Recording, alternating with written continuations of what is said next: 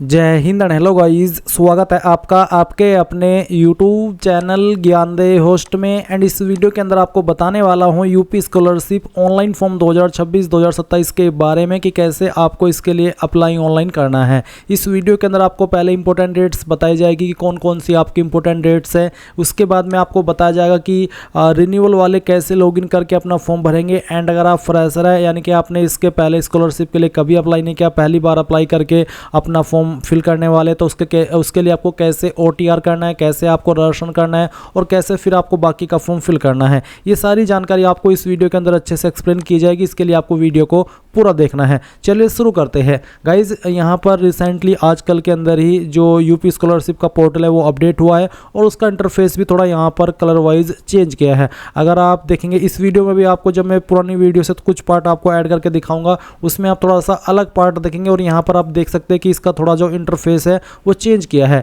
तो अब आपके सामने यहाँ पर इस तरह का इंटरफेस आपको देखने को मिलेगा जैसे कि आप वीडियो में देख पा रहे हैं। मैं आपको इन सभी विकल्प का मतलब समझाऊंगा ताकि आपको आगे चल करके कोई इशू ना आए। उसके पहले थोड़ी सी जानकारी मैं इंपॉर्टेंट डेट्स के बारे में दे देता हूँ। आप यहाँ पर देख लीजिए, इसमें आपकी इंपॉर्टेंट डेट्स है दशमोत्तर यानी कि 11 एंड 12 के अतिरिक्त, यानी कि 11 और 12 के जो अलावा आपकी इंपॉर्टेंट डेट्स है स्कॉलरशिप अप्लाई करने की, उसकी डिटेल्स आप देख सकते हैं कि मास्टर डाटा का सत्यापन किस डेट से लेकर किस डेट तक हो सकता है। उसके अलावा कब से लेकर कब तक आप बाकी की चीज़ें यहाँ पर कंप्लीट कर सकते हैं, यानी कि आपको एक जानकारी दी है कि ये डेट किसकी है और ये डेट किसकी है। आपको बस पढ़ना है। जैसे कि यहाँ पर है, छात्रों द्वारा आवेदन पत्र का नवीनीकरण करना तथा हार्ड कॉपी संस्थान में जमा करना सितंबर 15 से अक्टूबर 15 2026 के बीच होगा।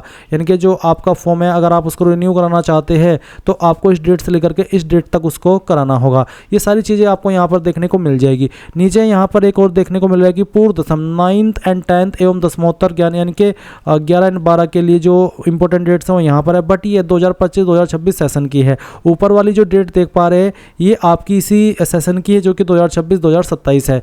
तो ये चीज़ आपको समझ में आ गई। अब यहाँ पर उन कैंडिडेट के बारे में बात करता हूँ जो कि रिन्यूअल वाले हैं, क्योंकि उनको डायरेक्टली इसमें लॉगिन करके अपना फॉर्म भरना है। कोई उन्हें OTR नहीं करना, कोई उन्हें रजिस्ट्रेशन नहीं करना। और डायरेक्टली क्या करेंगे, स्कॉलरशिप की जो वेबसाइट है होम पेज पर आएंगे और यहाँ पर स्टूडेंट के सेक्शन में आएंगे, फिर देखेंगे लॉगिन रिन्यूअल। इसमें है प्री मैट्रिक स्टूडेंट, यानी कि जो प्री मैट्रिक वाले हैं यानी कि 9वीं 10वीं वाले, उनको यहाँ पर सेलेक्ट करना है।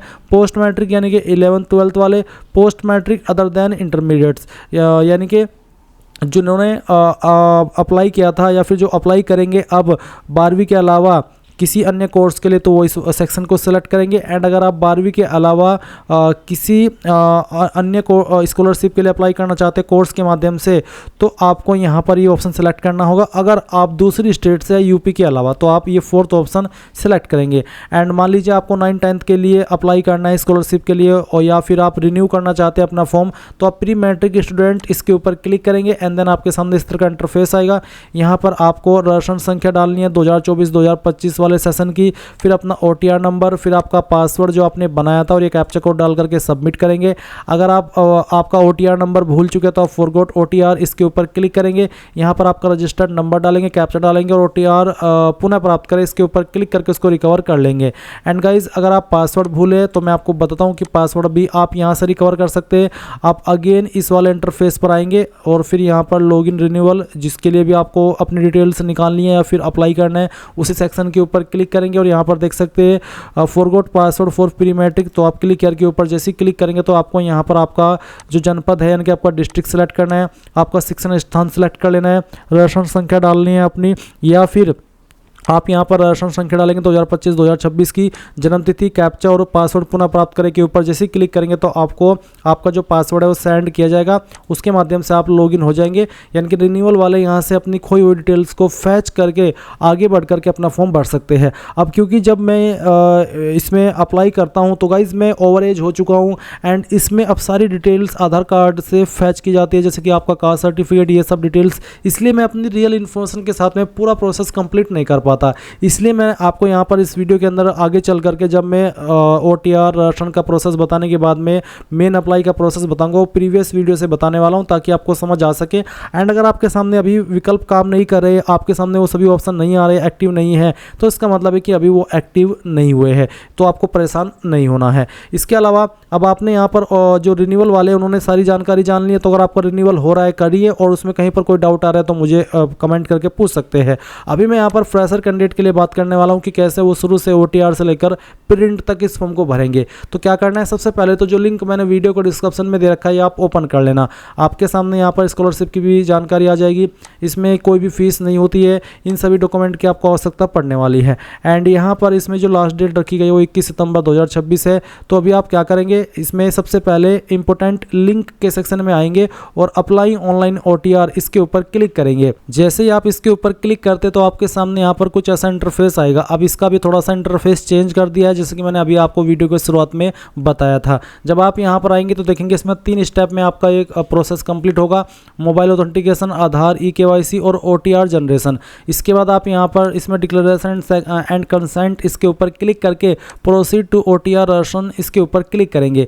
अब आपको यहाँ पर आपकी जो कास्ट कैटेगरी है वो सेलेक्ट कर लेनी है, जैसे कि अन्य पिछड़ा वर्ग, अल्पसंख्यक पिछड़े वर्ग को छोड़ करके, अनुसूचित जाति, अनुसूचित जनजाति यानी कि SC ST और अल्पसंख्यक वर्ग यानी कि आपका OBC और सामान्य। तो जो भी आपकी कास्ट कैटेगरी है वो आपको सेलेक्ट कर लेना है। फिर अपना मोबाइल नंबर डालना है जो कि आप रजिस्टर करना चाहते हैं, और उसके बाद एक कैप्चा कोड डाल करके जनरेट OTP के ऊपर क्लिक करेंगे। इसके बाद आपको आपके नंबर पर OTP सेंड किया जाएगा।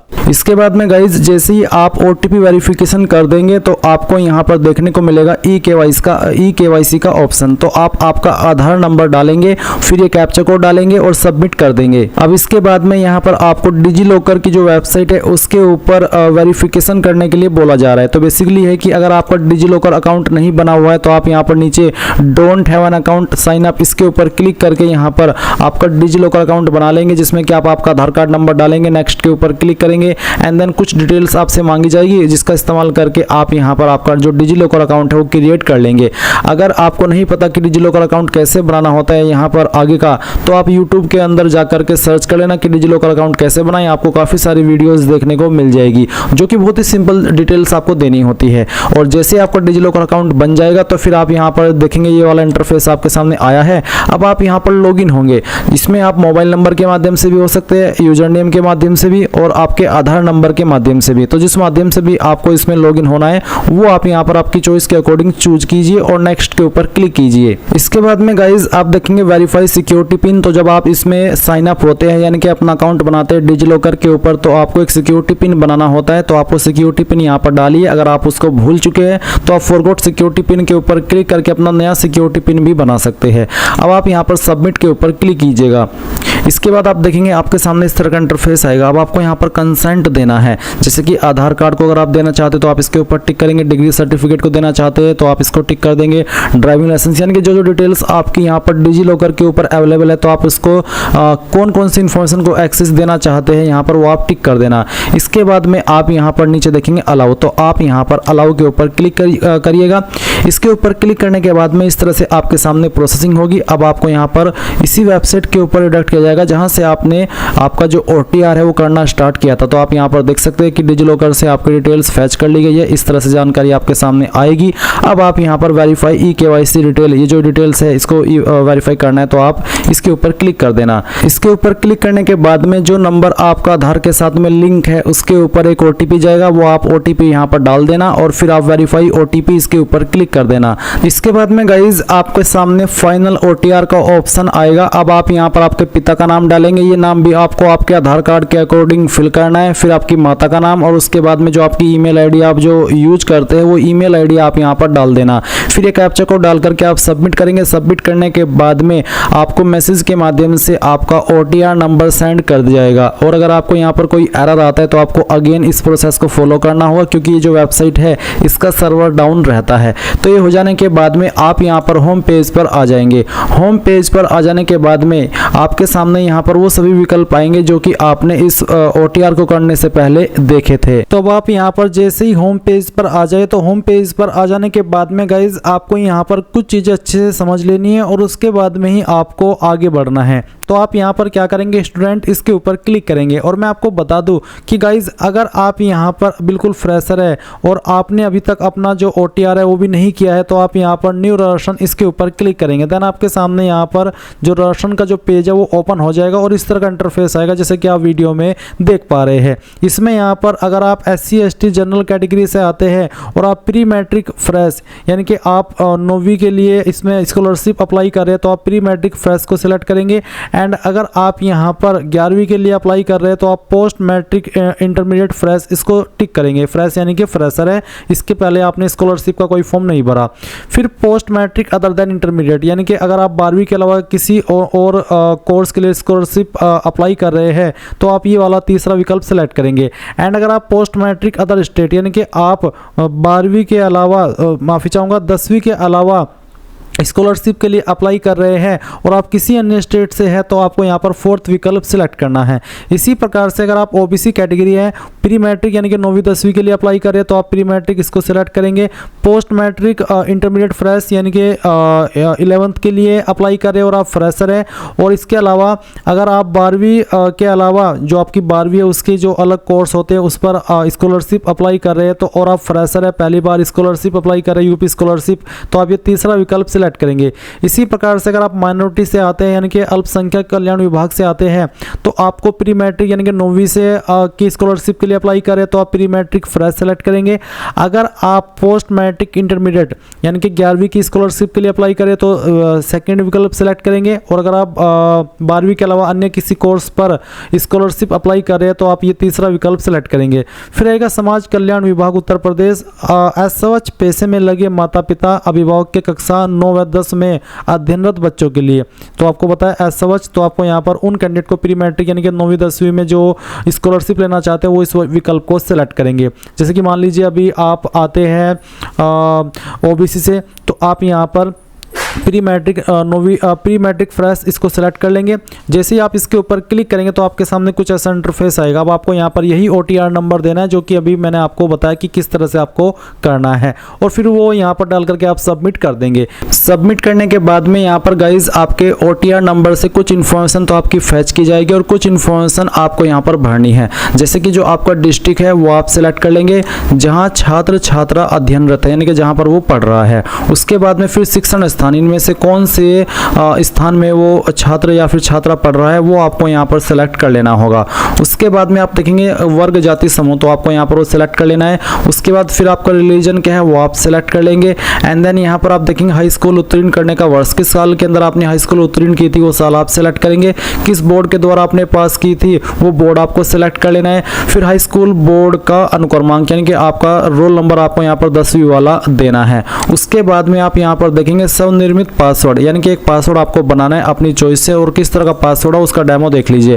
पासवर्ड के अंदर इंग्लिश का कैपिटल लेटर, स्मॉल लेटर, एक स्पेशल कैरेक्टर और साथ ही डिजिट, कुछ इस तरह का पासवर्ड आप आपकी चॉइस के अकॉर्डिंग बना लेंगे जिसमें कि तीनों चीजें आनी चाहिए। और फिर उस पासवर्ड को दोबारा डाल करके वेरीफाई करेंगे, ये कैप्चा कोड फिल करेंगे एंड देन प्रोसीड रजिस्ट्रेशन इसके ऊपर क्लिक करेंगे। अब आपने यहाँ पर जो भी जानकारी भरी है वो सब आपके सामने है। आप इन जानकारी को यहाँ से प्रिंट कर लेना क्योंकि ये जानकारी बहुत ही महत्वपूर्ण है। अगर आपके पास प्रिंटर नहीं है तो PDF के रूप में सेव कर लेना और बाद में प्रिंट करा लीजिएगा। तो आप देख सकते हैं कि जो आपका OTR नंबर है वो भी आपके सामने है और आपकी बाकी की इन्फॉर्मेशन भी आपके सामने है। अब आप यहाँ पर होम के ऊपर क्लिक करेंगे, फिर आएगा लॉगिन फ्रेश। मान लीजिए आपका जो OTR है वो हो चुका है। अब आप यहाँ पर देखेंगे प्री मैट्रिक स्टूडेंट यानी कि 9वीं 10वीं वाले, पोस्ट मैट्रिक यानी कि 11वीं 12वीं वाले, post matric other than inter student यानी कि जिनकी 12वीं के अलावा किसी और कोर्स के लिए स्कॉलरशिप लेना चाहते हैं वो यहाँ पर क्लिक करेंगे। और जो अन्य स्टेट से आते हैं और 10वीं के अलावा किसी 11वीं 12वीं के लिए स्कॉलरशिप लेना चाहते हैं तो वो फोर्थ विकल्प सेलेक्ट करेंगे। मान लीजिए आप 9वीं 10वीं वाले हैं तो आप यहाँ पर प्री मैट्रिक स्टूडेंट इसके ऊपर क्लिक कर देंगे।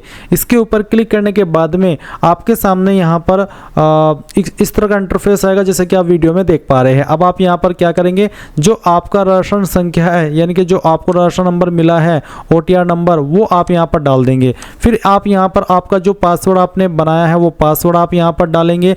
उसके बाद ये कैप्चा कोड फिल करेंगे और ये यहाँ पर जो कैप्चा कोड है डालने के बाद में आप सबमिट इसके ऊपर क्लिक कर देंगे। इसमें 3 चीज़ें डालनी है, रजिस्टर नंबर, मैं इसको थोड़ा सा रजिस्टर नंबर डाल देंगे। उसके बाद में यहाँ पर आपसे जो आपका OTR नंबर है वो मांगा है तो OTR नंबर मांग देंगे, यहाँ पर डाल देंगे। जब आप OTR करते तो दोनों चीज़ें आपको मिल जाती है, अपना पासवर्ड और उसके बाद एक कैप्चा कोड डाल करके आप सबमिट कर देंगे। इसी प्रकार से अगर आप किसी और स्कॉलरशिप पर अप्लाई कर रहे हैं, जैसे कि ये तो प्री मैट्रिक का बताया मैंने, तो आप उसके लिए भी सेम तरह का इंटरफेस यहाँ पर देखेंगे। अब गाइज यहाँ पर आपके सामने कुछ ऐसा इंटरफेस आएगा जैसे कि आप वीडियो में देख सकते हैं। यहाँ पर गाइज आपको इसमें अब क्या करना है, आपको यहाँ पर एक लिंक देखने को मिल रहा है कि छात्रवृत्ति हेतु आवेदन पत्र भरे, आप इसके ऊपर क्लिक करेंगे। उसके बाद में आपको यहाँ पर फोटो प्रपत्र अपलोड करें, आपको अपलोड करना होगा। फिर आवेदन पत्र को अगर आपको संशोधित करना है, करेक्शन करना है, तो आप इस लिंक का इस्तेमाल कर सकते हैं। उसके बाद में आय एवं जाति प्रमाणीकरण हेतु, यानी कि आपको आय की और जाति की डिटेल्स डाल करके उनको वेरीफाई कराना होगा। फिर प्रमाणीकरण हेतु आधार नंबर डालें, उसके बाद में आपको आधार नंबर डालना होगा। फिर हाई स्कूल रोल नंबर प्रमाणीकरण हेतु, यानी कि जो आपका हाई स्कूल का रोल नंबर है उसका आपको प्रमाणीकरण करना है। फिर जांच हेतु आवेदन प्रिंट करें, उसके बाद में जांच के उपरांत आवेदन पत्र सबमिट करें। संस्था में जमा करने हेतु आवेदन पत्र का प्रिंट 3 दिन बाद अवश्य करें, यानी कि उसके ये सब करने के बाद 3 दिन बाद आपको उसको प्रिंट करना होगा। फिर संस्था में जमा करने हेतु आवेदन प्रिंट करें, यानी कि फाइनल प्रिंट। अब आप यहाँ पर इसमें क्या करेंगे, छात्रवृत्ति हेतु आवेदन पत्र भरे, इसके ऊपर क्लिक करेंगे। इसके ऊपर क्लिक करने के बाद में यहाँ पर आपके सामने कुछ ऐसा इंटरफेस आएगा। गाइज जो मैंने यहाँ पर कोर्स सेलेक्ट किया वो मैंने अदर देन इंटरमीडिएट, यानी कि 12वीं के बाद के जो कोर्स है उनके लिए स्कॉलरशिप पर अप्लाई कैसे करना होता है उसके लिए कराया है। तो अभी यहाँ पर मैं देख रहा हूँ कि पाठ्यक्रम के नाम के अंदर कोर्स का कोई विकल्प नहीं आ रहा है, मे बी ये टेक्निकल एरर हो सकता है। और जब तक मैं यहाँ पर ये सब फील्ड नहीं भरूंगा तब तक मैं आगे नहीं बढ़ पाऊंगा, इसलिए मैं आपको यहाँ पर वर्बली ये चीज़ एक्सप्लेन कर रहा हूँ। तो आप यहाँ पर आपके पाठ्यक्रम का नाम सेलेक्ट करेंगे कि आप कौन से कोर्स में पढ़ रहे हैं। उसके बाद में वर्तमान पाठ्यक्रम का ब्रांच कौन सी अगर एप्लीकेबल है तो आप उसको सिलेक्ट कर लेंगे। फिर पाठ्यक्रम का वर्ष अवधि कितने साल की है, 2, 3, 4, 5 जो भी है वो आप सिलेक्ट कर लेना। पाठ्यक्रम की पात्रता, किससे आप उस पाठ्यक्रम पर अप्लाई करने के लिए एलिजिबल, या फिर उसमें जब एडमिशन लिया था तो किसके आधार पर लिया था, 10वीं के आधार पर या 12वीं के आधार पर या फिर किसी डिप्लोमा के आधार पर, वही आपको यहाँ पर सिलेक्ट कर लेना है। इसके बाद में आप यहाँ पर देखेंगे विद्यालय, बोर्ड या फिर एफिलिएटिंग एजेंसी का नाम। तो आपको यहाँ पर जो आपका विद्यालय या फिर बोर्ड है या फिर जो एफिलिएटिंग एजेंसी उसका नाम दे देना है। ये ऑप्शन वैसे कंपलसरी नहीं है, अगर आप इसको खाली छोड़ भी देंगे तो भी कोई इशू नहीं होगा, बट आप यहाँ पर अगर सेलेक्ट करने का ऑप्शन आए तो सेलेक्ट कर लेना। क्या व्यावसायिक पाठ्यक्रम में प्रवेश कक्षा 12वीं के अंकों मेरिट के आधार पर हुआ है, तो अगर हुआ है तो आप यस करेंगे, नहीं तो आपको नो कर देना है। क्या प्रवेश लेटरल एंट्री के आधार पर हुआ है, अगर आप लेटरल एंट्री के आधार पर प्रवेश लिए हो, एडमिशन लिए हो तो यस, नहीं तो आप नो कर देंगे। फिर क्या वर्तमान पाठ्यक्रम में प्रवेश UPSEE AKTU GCUP नीट के माध्यम की प्रवेश परीक्षा से हुआ है, अगर हुआ है तो यस, नहीं तो आप नो कर देंगे। उसके बाद में यहाँ पर आपको नीचे की तरफ आना है, देखेंगे 15 पॉइंट वर्तमान पाठ्यक्रम के प्रथम वर्ष में प्रवेश तिथि, यानी कि जो प्रथम वर्ष था तो उसमें कौन सी तिथि में कौन सी डेट में आपने प्रवेश किया था वो डेट आप सिलेक्ट कर लेंगे। फिर पाठ्यक्रम के वर्तमान सत्र में प्रवेश तिथि, यानी कि जो वर्तमान आपका सत्र साल चल रहा है उसमें जो प्रवेश तिथि है किस डेट में आपने अभी वर्तमान वाले ईयर में एडमिशन लिया है या फिर जो प्रवेश किया है वो डेट आपको सेलेक्ट करनी होगी। फिर 17 पॉइंट है विद्यालय, बोर्ड, एफिलिएटिंग एजेंसी का पंजीकरण क्रमांक, वो आपको यहाँ पर देना हो, ये भी कंपलसरी नहीं है, आप चाहे तो उस ऑप्शन को खाली छोड़ सकते हैं। फिर 18 पॉइंट आवासीय दिवा छात्र, तो दिवा छात्र है या फिर आवासीय छात्र, वो आपको यहाँ पर सिलेक्ट करना होगा। उसके बाद में आप देखेंगे नीचे क्वालिफिकेशन की जानकारी, तो आप पहले हाई स्कूल की भरेंगे, हाई स्कूल आपने किस साल के अंदर पास किया वो साल सेलेक्ट कर लेंगे। पूर्णांक के अंदर वो नंबर जिसमें से आपको नंबर आए थे वो आप यहाँ पर डालेंगे, उसमें से आपको कितने नंबर आए थे वो आप यहाँ पर भरेंगे, परसेंटेज यहाँ पर डाल देंगे। फिर किस बोर्ड के द्वारा आपने आपकी जो 10वीं की है उस बोर्ड का नाम आप यहाँ पर लिख देंगे। सेम वे में आप बताएंगे कि 12वीं किस साल के अंदर पास किया, टोटल नंबर क्या थे, उसमें से कितने नंबर आपको आए थे एंड आपकी परसेंटेज कितनी थी और आपके बोर्ड का नाम क्या था, वो आपको यहाँ पर इस तरह से भर देना है। अगर आप कोई अन्य क्वालिफिकेशन की जानकारी भी देना चाहते तो आप ऐड न्यू रो के ऊपर क्लिक करके उसको दे सकते हैं। फिर आप ये कैप्चा कोड डालेंगे, यहाँ पर टिक करेंगे और सबमिट कर देंगे और फिर उसके बाद में जो आपका पार्ट है वो कंप्लीट हो जाएगा। गाइज अभी इसके आगे की जानकारी मैं आपको यहाँ पर एक अन्य वीडियो से एजुकेशन एजुकेशनल पर्पज़ के रूप में दे रहा हूँ। जैसे ही आप ये पार्ट फिल कर लेंगे तो उसके बाद में आपको फोटो प्रपत्र अपलोड करें इस वाले सेक्शन पर आकर के कुछ डॉक्यूमेंट्स आपसे मांगे जाएंगे, वो आपको अपलोड करना होगा। और अगर आपको कोई करेक्शन करना है वो कर लेना है। उसके बाद में आप आय एवं जाति की जो डिटेल्स है वो फिल करेंगे और फिर आपका जो आधार कार्ड नंबर है वो डालेंगे और उसके बाद में ये जो एक एक स्टेप है वो फिल करते आप चले जाएंगे। अगर आपको किसी भी स्टेप में कोई डाउट हो, कोई चीज़ें समझ में ना आए तो आप कमेंट के माध्यम से पूछ लेना। मैं आपसे माफ़ी चाहूँगा कि मैं आपको आगे नहीं दिखा पाया हूँ लाइव वे में, क्योंकि गाइज अभी जैसे कि मैंने आपको दिखाया था इसको करते समय कि मेरे सामने यहाँ पर अभी जो कोर्स का ऑप्शन है सिलेक्ट करने का वो नहीं आ रहा है। मे बी ये टेक्निकल एरर हो सकता है, इसलिए मैं आपको आगे बढ़ करके नहीं दिखा पाया। बट गाइज फिर भी मैं आपसे कह रहा हूँ कि अगर कोई भी सवाल डाउट हो किसी भी पॉइंट को लेकर के तो आप कमेंट के माध्यम से पूछ लेना। Thanks for watching. जय हिंद।